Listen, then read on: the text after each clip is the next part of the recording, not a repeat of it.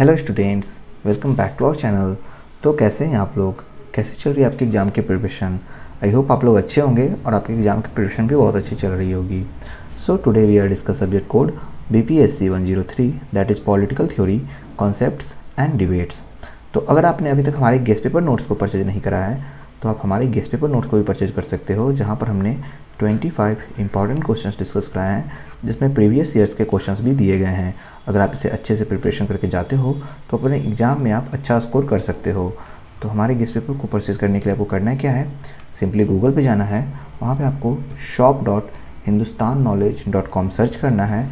जिसके बाद आप हमारे वेबसाइट पे चले जाओगे, जहाँ पर आपको सिंपली क्या करना है, यहाँ पे जो ये सर्च ऑप्शन आपको दिख रहा है, इसमें आपको अपना सब्जेक्ट कोड टाइप करना है, दैट इज़ BPSC 103, और आपको यहाँ पे गेस्ट पेपर अवेलेबल हो जाएगा, जिसको आप आसानी से यहाँ से परचेज कर सकते हो।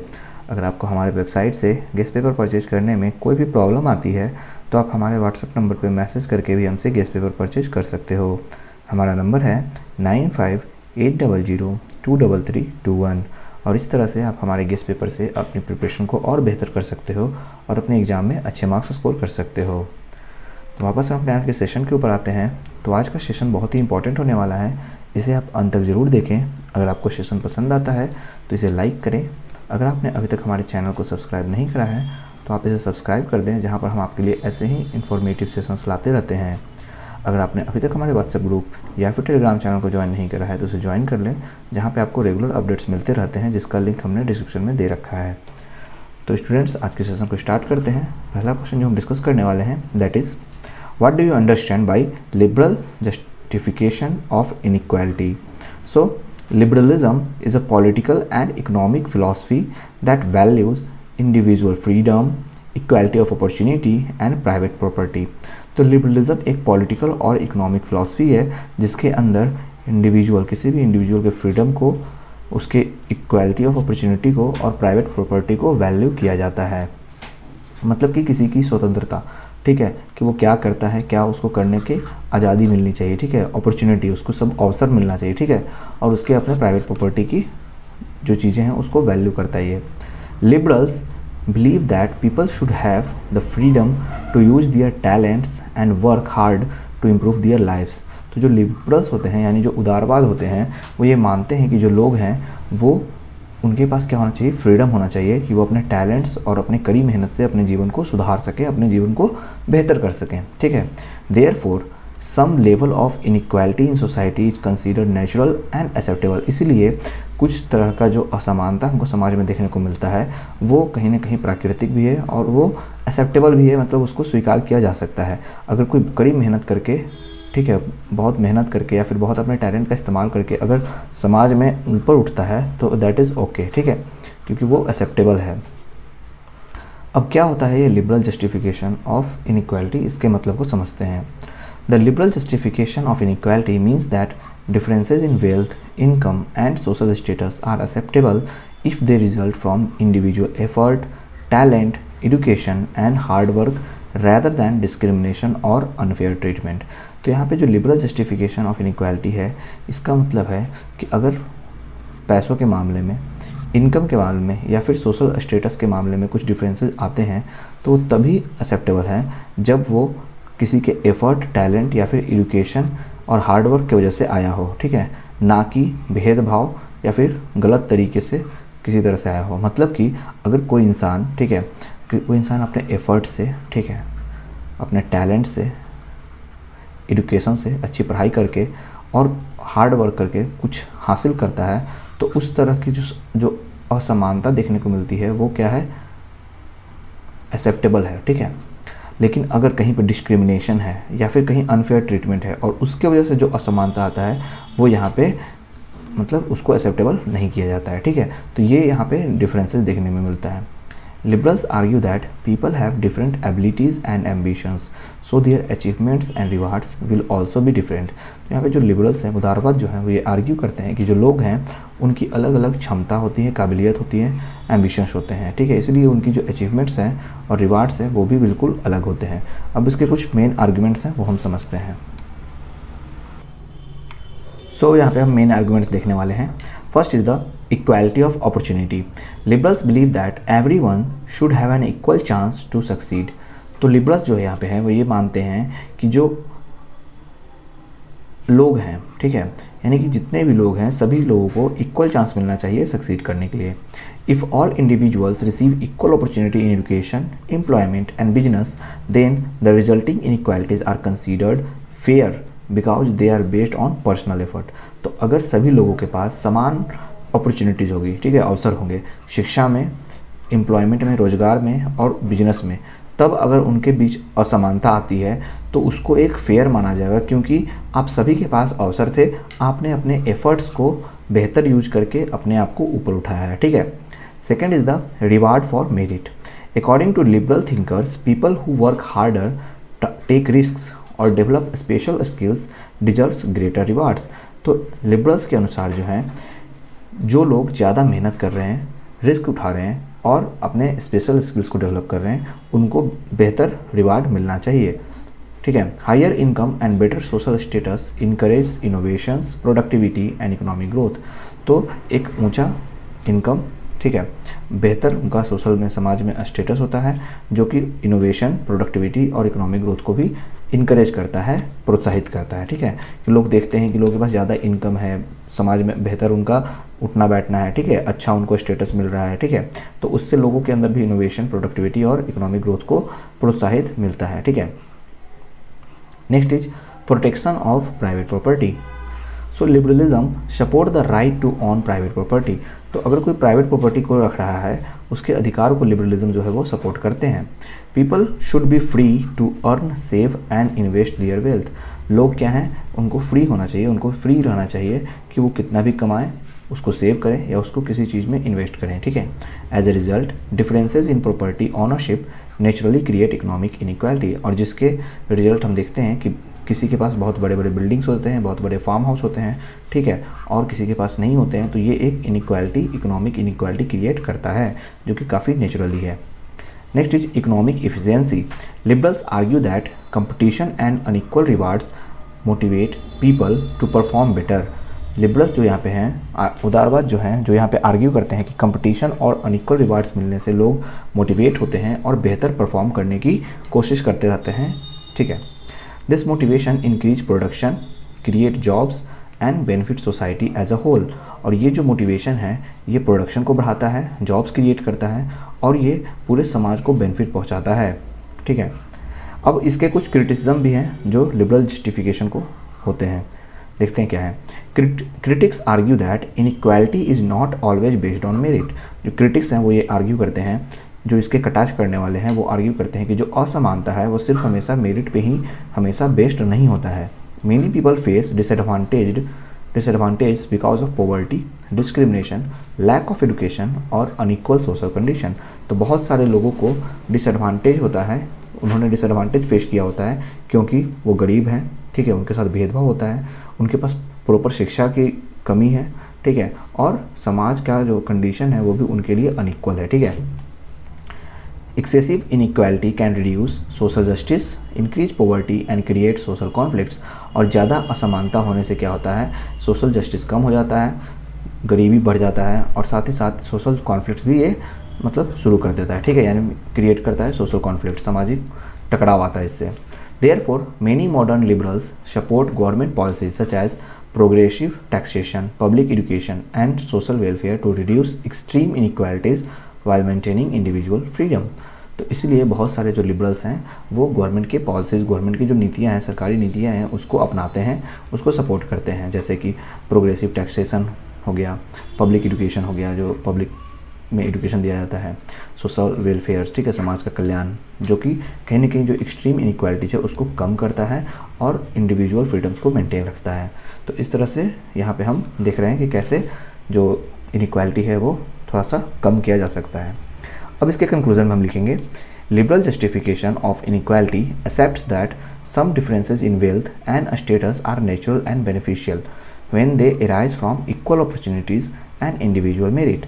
तो जो लिबरल जस्टिफिकेशन ऑफ अनइक्वालिटी है वो ये मानते हैं कि कुछ जो असमानता है, कुछ जो डिफरेंसेज हैं वो पैसों में या फिर स्टेटस में वो प्राकृतिक है और वो कहीं ना कहीं बेनिफिशियल भी, लाभकारी भी हैं, क्योंकि ये इक्वल अपॉर्चुनिटीज़ मिलने के बाद इंडिविजुअल के मेरिट से हुआ है, ठीक है। यानी कि अगर दो बच्चे हैं, ठीक है, ए और बी, दोनों को एक ही क्लास में पढ़ाया गया है, दोनों एक ही क्लास में अच्छे से पढ़े हैं, और लेकिन एक बहुत बेहतर करके आगे डॉक्टर बनता है और एक ज़्यादा पढ़ाई अच्छे से नहीं कर पाता है और बस ऐसे ही रह जाता है, तो यहाँ पे दोनों को इक्वल अपॉर्चुनिटी मिला था, लेकिन एक ने अपना कड़ी मेहनत से डॉक्टर बना, ठीक है, और एक कुछ नहीं कर पाया। तो यहाँ पे ये जो डिफरेंसेस हैं ये क्या है, नेचुरल यहाँ पे कहलाएगा, ठीक है, क्योंकि दोनों के पास समान अवसर था, दोनों स्कूल जाता था, दोनों पढ़ाई करता था, ठीक है।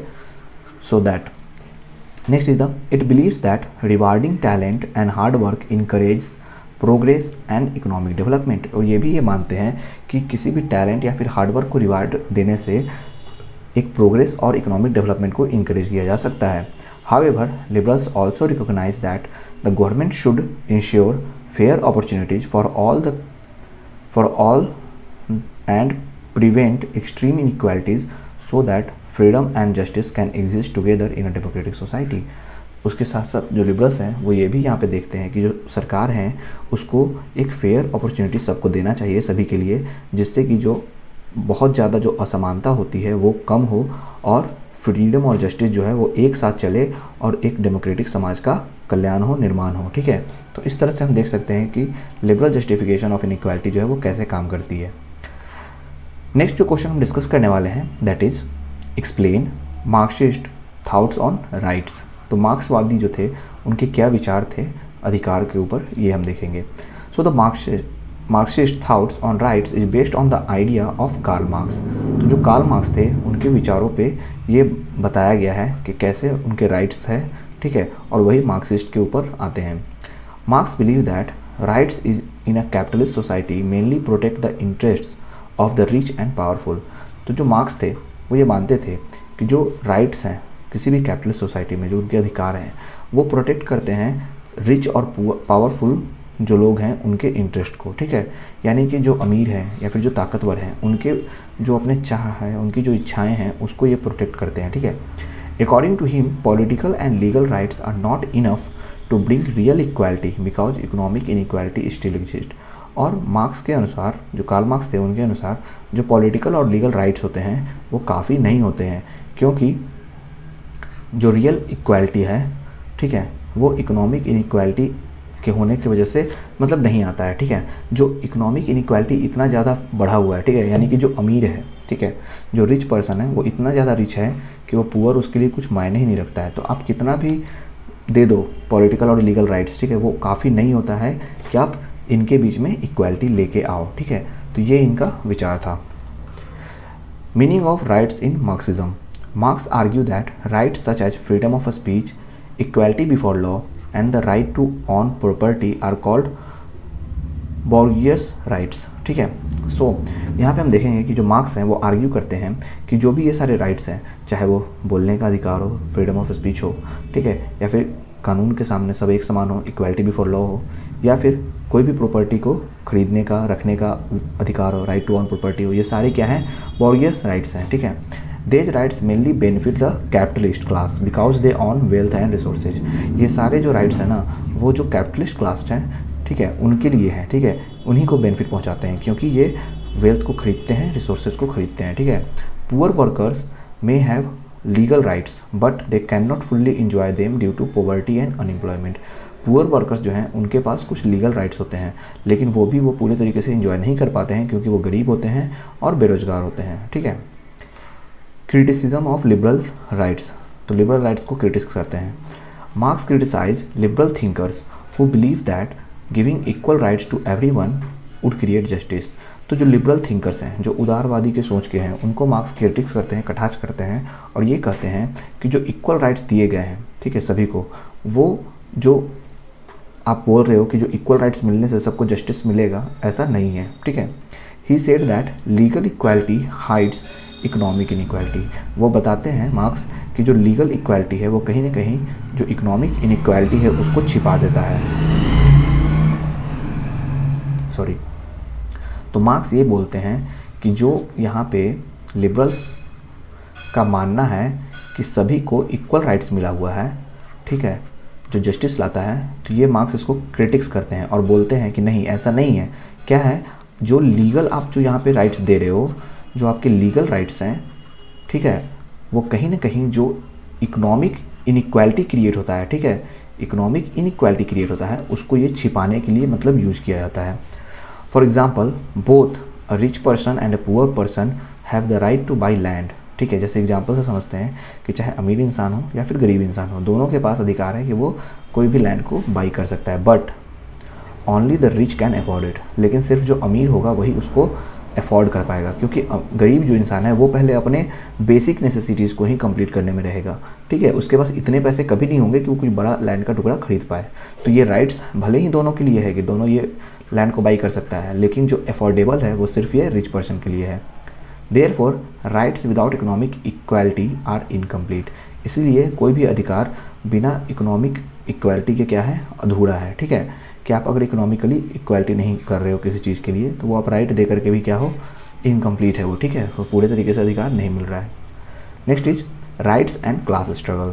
According to Marxism, society is divided into two class, the capitalist and the workers. तो मार्क्स के अनुसार, मार्क्सवादी के अनुसार, यहाँ पे जो समाज है वो दो वर्गों में बटा हुआ है।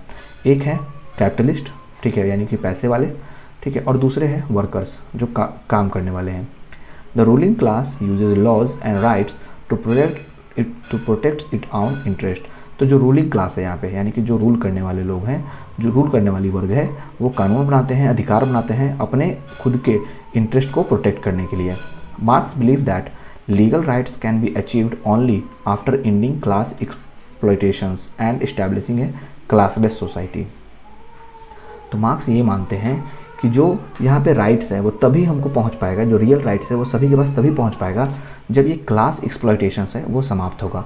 यानी जो वर्ग का अलग अलग निर्माण किया गया है, अलग अलग वर्ग बनाए गए हैं, और उस तरह से जो शोषण हो रहे हैं लोगों का, वो जब ख़त्म होगा तभी जा कर के सभी को लीगल राइट्स या फिर जो रियल राइट्स है वो अचीव हो पाएगा। और साथ ही साथ जो क्लासलेस सोसाइटी है उसका निर्माण करेंगे तभी ये सभी के लिए संभव हो पाएगा कि उनको उनके राइट्स का प्रॉपर अधिकार जो है वो मिल पाए, ठीक है। Next is rights in a socialist society. In socialist society the means of production and on by the community और the state.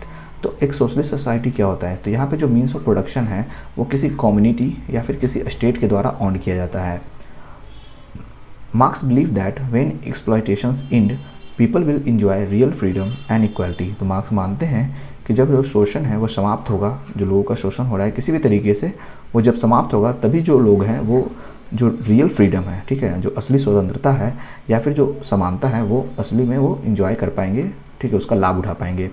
Rights will not be limited to legal promises but will include the right to work, education, health care and a decent standard of living. तो right हमेशा limited नहीं होता है, ठीक है, ये तो सही बात है, लेकिन कुछ लीगल प्रोमिसेस हैं वो मिलने चाहिए, जिसके अंदर हम देखेंगे कि कुछ चीज़ें हैं जैसे राइट टू वर्क होना चाहिए, राइट टू एजुकेशन होना चाहिए जो कि सभी को मिलना चाहिए, राइट टू हेल्थ केयर होना चाहिए और एक डिसेंट स्टैंडर्ड ऑफ लिविंग होना चाहिए, ठीक है। तो इतने राइट्स तो कम से कम सभी को मिलना चाहिए। अब क्या है मार्क्स व्यू ऑफ राइट्स के क्या फीचर्स हैं ये देखते हैं। Features of Marxist view on rights. First is rights are linked with economic condition. तो ये बताते हैं कि राइट्स जो हैं वो इकोनॉमिक कंडीशन के ऊपर लिंक्ड होते हैं, जुड़े रहते हैं। Second, liberal rights mainly protect private property and capitalism. जो लिबरल राइट्स हैं वो खास करके प्राइवेट प्रॉपर्टी को प्रोटेक्ट करते हैं और कैपिटलिज्म, जो पैसे वाले हैं, पूंजीवाद हैं, उनको प्रोटेक्ट करते हैं। Next is real freedom is possible only through social and economic equality. तो ये मानते हैं कि जो रियल फ्रीडम है वो तभी संभव है जब आपको समाज में, ठीक है, सोशल इक्वालिटी या इकोनॉमिक इक्वालिटी आएगा। तो सोशल इक्वालिटी कैसे आएगा, क्लास को हटा करके, और इकोनॉमिक इक्वालिटी भी आएगा क्लास को हटा करके ही, ठीक है। Next is right should serve the interest of a whole society not just individuals. और राइट जो होने चाहिए यहाँ पे पूरे होल सोसाइटी को इंटरेस्ट के अनुसार होने चाहिए, किसी एक इंडिविजुअल के ऊपर ये नहीं होने चाहिए। And last is the A classless society will provide genuine rights for everyone. तो एक क्लासलेस सोसाइटी यानी कोई भी यहाँ पे वर्ग नहीं होगा, ठीक है, बिना किसी वर्ग का अगर समाज होगा, ठीक है, सब एक समान होंगे, तो उस समय हमको जेन्युइन राइट्स सबको मिल पाएगा, ठीक है। तो ये इनके कुछ फीचर्स हैं। कंक्लूजन में हम बताएंगे Marxist thought views rights as a product of economic and social conditions rather than natural और परमानेंट प्रिंसिपल्स। तो मार्क्सिस्ट जो थाउट्स हैं, उनके जो व्यूज़ हैं राइट के ऊपर, वो एक प्रोडक्ट है इकोनॉमिक और सोशल कंडीशंस के ऊपर, ठीक है, ना कि नेचुरल और परमानेंट प्रिंसिपल्स के ऊपर। Marks believe that political rights alone can not ensure justice unless economic inequality is removed. Marks जो है वो ये मानते हैं कि जो पॉलिटिकल राइट्स हैं वो अकेले जस्टिस नहीं ला सकता है जब तक कि इकोनॉमिक इनइक्वालिटी को ख़त्म ना किया जाए, हटाया ना जाए। Therefore true rights can exist only in a socialist and classless society where every person has equal opportunities and basic needs are fulfilled। तो इसलिए ट्रू राइट्स मतलब कि एकदम सच्चा अधिकार तभी हो सकता है संभव जब एक सोशलिस्ट और क्लासलेस सोसाइटी हो, जहाँ पर हर इंसान के पास समान अवसर हो कि वो अपने चीज़ों को कर पाए और साथ ही साथ उनकी जो बेसिक नीड्स हैं, जो उनकी ज़रूरत की जो चीज़ें हैं वो उनकी फुलफ़िल हो जाए, ठीक है। तभी एक कोई भी समाज जो है वो अपने राइट्स को अच्छे से यूज कर पाएगा। नेक्स्ट क्वेश्चन जो हम डिस्कस करने वाले हैं that is describe the main characteristics of 3 generations of human rights. तो ह्यूमन राइट्स की जो 3 जनरेशंस हैं उसके मेन कैरेक्टरिस्टिक्स को हम डिस्क्राइब करने वाले हैं। So human rights are the basic rights and freedoms that belong to every person simply because they are human. तो ह्यूमन राइट्स क्या होते हैं? तो ऐसे राइट्स और फ्रीडम्स जो सभी पर्सन के पास होते हैं क्योंकि वो क्या है, एक ह्यूमन है। These rights protect human dignity, equality and freedom। ये जो राइट्स हैं वो प्रोटेक्ट करते हैं ह्यूमन की डिग्निटी को, उनकी इक्वालिटी को और उनके फ्रीडम को। Human rights are commonly divided into 3 generations based on their development over time and their main focus. So जो ह्यूमन राइट्स हैं वो 3 जनरेशंस में डिवाइड किए गए हैं, उनके डेवलपमेंट समय के अनुसार, जो उनके डेवलपमेंट हुए हैं उसके अनुसार और जो मेन फोकस है उसके अनुसार। एक एक करके हम सबको डिस्कस करने वाले हैं यहाँ पे। First generation of human rights that is civil and political rights. So the first generation of human rights developed during the 17th and 18th centuries after democratic revolutions. तो फर्स्ट जनरेशन जो था human rights का वो develop किया गया 17th और 18th century के बीच में, जब डेमोक्रेटिक रेवोल्यूशन हुआ उसके बाद। These rights focus on individual freedom and protection from government interference।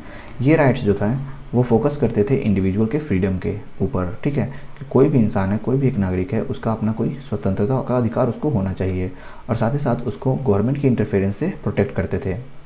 इसके क्या मेन कैरेक्टरिस्टिक्स थे वो देखते हैं। First, protect individuals liberty and equality, किसी भी इंडिविजुअल्स की लिबर्टी और इक्वालिटी को प्रोटेक्ट करना। Second, limit the power of the government, सरकार के जो भी पावर थे, ताकत थे, उसको लिमिट करना, ठीक है। Third, ensure participation in political life, आपकी पॉलिटिकल लाइफ, राजनीतिक जीवन में भी आपका एक क्या होना चाहिए, पार्टिसिपेशन होना चाहिए, ये पक्का करना। And require the state to avoid violating these rights, और स्टेट्स को ऐसा देना कि वो क्या करें, इन सारे राइट्स को कब वायलेशन जो हो, अगर कभी इन सारे राइट्स को हटाया जाए तो उसको वो अवॉइड करे, ठीक है। तो इस तरह से तैयार करके देना कि ये सारे राइट्स जो हैं इनके लिए हमेशा अवेलेबल रहे। अब इसके कुछ एग्जांपल्स हम देखते हैं क्या क्या इसके अंदर एग्जांपल्स आते हैं फर्स्ट जनरेशन में। राइट टू लाइफ, ठीक है, जीवन जीने का अधिकार। Freedom of speech and expression, बोलने का, एक्सप्रेस करने का अधिकार। फ्रीडम ऑफ रिलीजन, धर्म का अधिकार। राइट टू वोट, वोट देने का अधिकार। राइट टू फेयर ट्रायल, ठीक है, अगर आपके साथ कुछ होता है, आपके साथ आपको दोषी पाया जाता है तो आपका एक फेयर ट्रायल होना चाहिए, इसका भी अधिकार, ठीक है। These rights are often called negative rights because they require the government not to interfere with individual freedoms। तो ये सारे राइट्स को एक निगेटिव राइट कहा जाता है क्योंकि इसमें गवर्नमेंट का कोई भी इंटरफेरेंस देखने को नहीं मिलता है और इंडिविजुअल्स के फ्रीडम्स होते हैं इसके अंदर, ठीक है। उसके बाद जो है second generation of human rights that is economic, social and cultural rights. The second generation of human rights emerged in the 20th century with the growth of welfare state and social justice movements। तो जो second generation of human rights थे ये 20th century में आया था, जिसके अंदर किसी भी स्टेट के अंदर ग्रोथ और वेलफेयर देखने को मिलता है, साथ ही साथ सोशल जस्टिस मूवमेंट्स होते हैं। These rights aim to improve people's living conditions and ensure equal opportunities।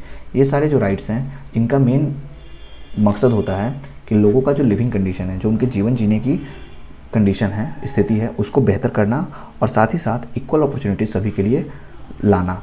अब इसके क्या क्या कैरेक्टरिस्टिक्स हैं वो देखते हैं। First is focus on social and economic wellbeing. पहला तो इनका ये फोकस है कि सामाजिक और आर्थिक क्या हो, सबका वेलबींग हो, सब अच्छे से ऊपर उठे। Second is required active support and action by the government. सरकार द्वारा यहाँ पे हमेशा क्या होता है, सपोर्ट और एक्शंस देखने को मिलते हैं। Third is promote equality and human development. Equality और ह्यूमन डेवलपमेंट को ये प्रमोट करते हैं।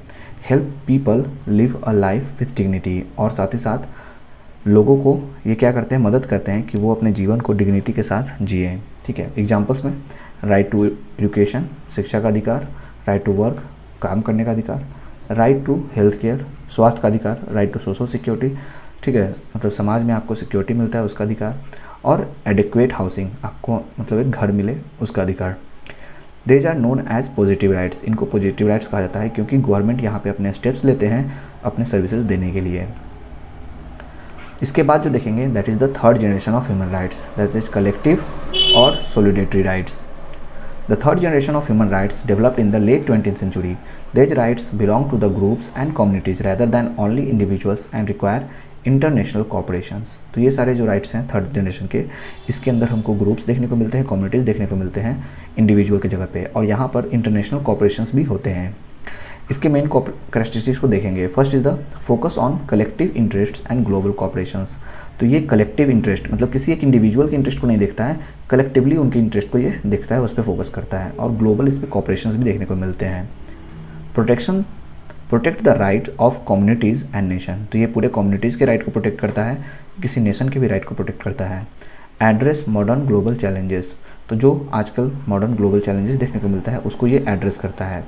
And promote peace, development and environmental protection, साथ ही साथ ये पीस को प्रमोट करता है, डेवलपमेंट करता है और इन्वायरमेंटल को प्रोटेक्ट करता है, इन्वायरमेंट को प्रोटेक्ट करने में ध्यान देता है। एग्जाम्पल्स में देखेंगे जैसे राइट टू डेवलपमेंट, विकास का अधिकार, राइट टू पीस, शांति का अधिकार, right to clean and healthy environment, साफ और सुथरा हमको एक पर्यावरण मिले उसका अधिकार, राइट टू ह्यूमैनिटेरियन असिस्टेंस, हमको एक मतलब क्या मिले, अगले ह्यूमन से असिस्टेंट मिले, मतलब उनके साथ मेरा अच्छा स्वभाव हो, ठीक है, ये सब अधिकार, और right to self determination of peoples, ठीक है। तो यहाँ पे ये सारे अधिकार हमको देखने को मिलते हैं। These rights encourage countries to work together for a common good, और ये सारे जो राइट्स हैं वो किसी भी कंट्रीज़ को इनकरेज करते हैं कि वो सब मिल करके एक अच्छाई के लिए काम करें। तो कंक्लूजन में हम बताएंगे the three generation of human rights reflect the changing needs of society. तो समाज के बदलते हुए ज़रूरतों के अनुसार यहाँ पे हमको three generation of human rights देखने को मिलते हैं। The first generation protects civil and political freedoms, जो पहला जनरेशन है वो प्रोटेक्ट करता है हमारा सिविल और पॉलिटिकल फ्रीडम को। Second generation ensures economic and social welfare, second generation जो है वो हमारा इकोनॉमिक और सोशल वेलफेयर करता है। Third generation promotes collective rights and global सॉलिडेटरी, वहीं जो तीसरा जनरेशन है वो किसी इंडिविजुअल को ना देख करके एक कलेक्टिव राइट्स को प्रमोट करता है। Together they create a comprehensive system that supports human dignity, equality, justice and sustainable development for all. और ये सारे मिल करके एक सिस्टम बनाते हैं जो कि सपोर्ट करता है ह्यूमन की डिग्निटी को, इक्वालिटी को, जस्टिस को और सस्टेनेबल डेवलपमेंट करता है सभी का। तो इस तरह से हमने देखे कि कैसे कैसे अलग अलग जनरेशन्स के राइट्स हैं जो कि इंसानों के बेहतरी के लिए बनाए गए हैं, ठीक है। नेक्स्ट क्वेश्चन जो हम डिस्कस करने वाले हैं that is explain John Rawls theory of justice. Okay, so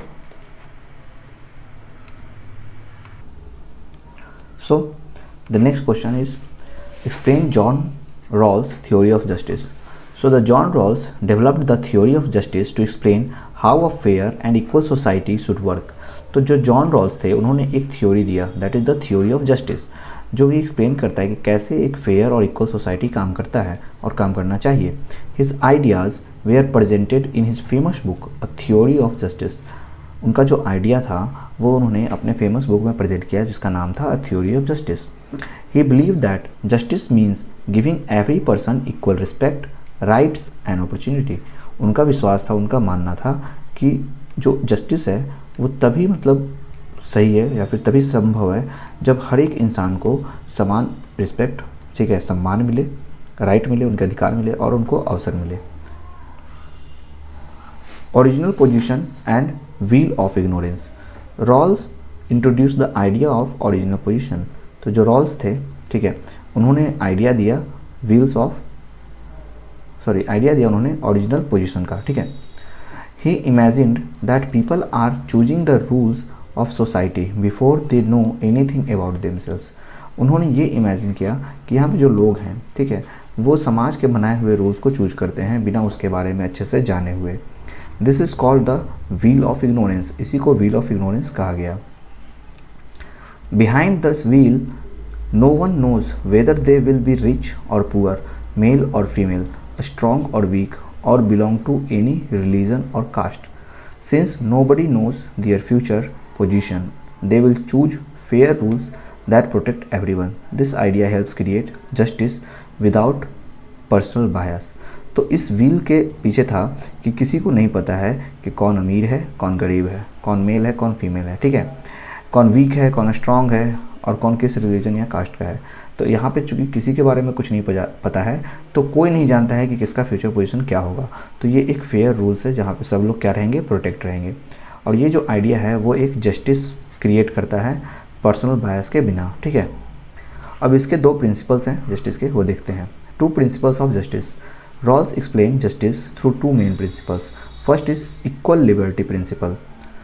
So every person should have equal basic freedoms. तो सभी लोगों के पास क्या होना चाहिए, अपना एक इक्वल बेसिक फ्रीडम होना चाहिए। This includes freedom of speech, religion, voting and right to live with dignity. इसके अंदर हमको फ्रीडम ऑफ स्पीच होना चाहिए, फ्रीडम ऑफ रिलीजन होना चाहिए, फ्रीडम ऑफ वोटिंग होना चाहिए और freedom to live with dignity होना चाहिए। No one should lose this rights because of their social और इकोनॉमिक स्टेटस। और कोई भी इंसान इस राइट्स को मतलब नहीं खोए, चाहे उसका कोई भी सामाजिक या फिर आर्थिक सिचुएशन क्यों ना हो, आर्थिक स्थिति क्यों ना हो, ठीक है। तो ये सारे जो राइट्स है वो तो बिल्कुल भी होने ही चाहिए। Next is difference principles. Social and economic inequalities are acceptable only if they benefit the least advantage people in society. So कह रहा है कि सोशल और इकोनॉमिक जो इनइक्वालिटीज़ हैं वो तभी एक्सेप्टेबल है जब ये बेनिफिट जो है वो सबसे कम एडवांटेज पीपल जो हैं उनको समाज में मिले। एग्जांपल समझेंगे। If some people earn more money, their success should also create opportunities and improve the lifes of poor people. अगर कोई इंसान बहुत ज़्यादा पैसे कमा रहा है, ठीक है, तो उनका जो ये सक्सेस है, जो वो सक्सेस किए हैं, उससे दूसरों को भी अवसर मिलना चाहिए और पुअर जो लोग हैं उनके जो स्थिति है जीवन जीने का वो बेहतर होना चाहिए। Jobs and positions should be open to everyone based on equal opportunities. और जो जॉब्स है और जो पोजीशंस हैं वो हमेशा खुले रहने चाहिए सभी लोगों के लिए, ठीक है, इक्वल अपॉर्चुनिटीज़ के आधार पे, ठीक है, कि सभी के पास समान अवसर हो उसको हासिल करने का।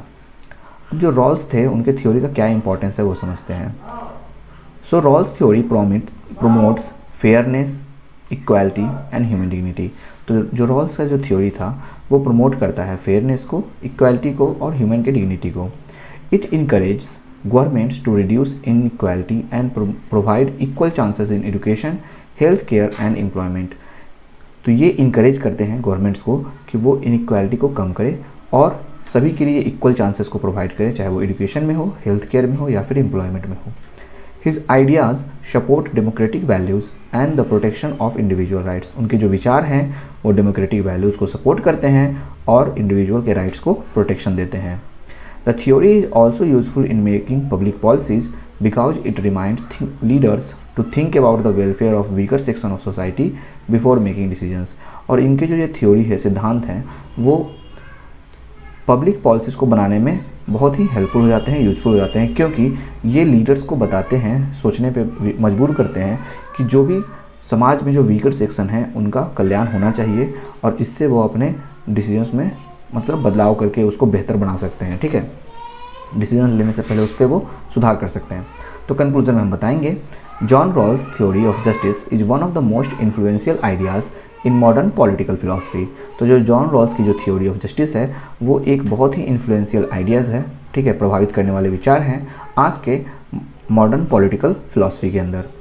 It argues that a just society is one where people enjoy equal rights and where inequality exist only if they improve the condition of the less fortunate. तो ये आर्ग्यू करते हैं कि कोई भी एक समाज, ठीक है, कोई भी एक समाज तभी बेहतर हो सकता है जब वहाँ के लोग समान अधिकार इंजॉय करें, सभी लोग एक समान के अधिकार को फील करें, ठीक है।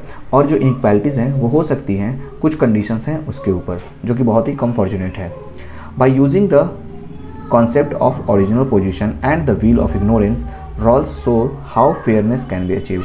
तो ओरिजिनल पोजीशन और व्हील ऑफ इग्नोरेंस का इस्तेमाल करके रॉल्स बताते हैं कि कैसे जो फेयरनेस है वो समाज में संभव है, ठीक है।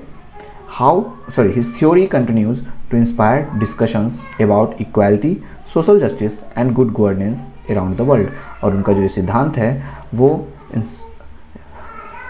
वो डिस्कशंस जो बताता है, इंस्पायर करता है इक्वालिटी को, सोशल जस्टिस को और गुड गवर्नेंस को पूरे विश्व के अंदर। ठीक है, तो इनके सिद्धांत बहुत जगह इस्तेमाल किए जाते हैं, जो कि बहुत ही मतलब समाज में एक समानता लाने का काम करता है।